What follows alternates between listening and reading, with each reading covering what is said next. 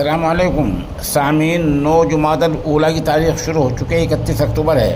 خبر کا عنوان ہے یتی نرسنگھانند دیوبند پہنچے۔ خبر سنیے تفصیل سے۔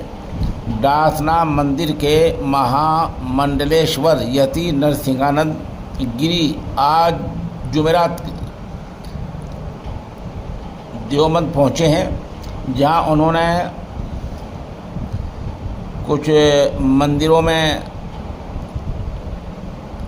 شردھانجلی پیش کی اور انہوں نے کہا کہ دیوبند کا مقصد پوری دنیا کا اسلامی کرنا ہے، یعنی پوری دنیا میں اسلام کو فروغ دینا ہے، اور یہ بھی کہا کہ تبلیغی جماعت اس کا ایک ہتھیار ہے۔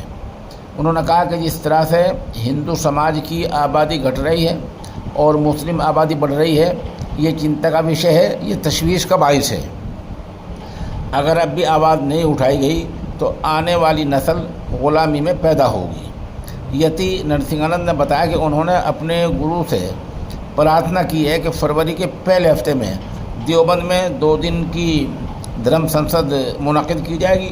انہوں نے کہا کہ اس دھرم سنسد میں پوری دنیا کے ہندو ایکٹیوسٹ اور اسلام سے متاثر لوگ شامل ہوں گے۔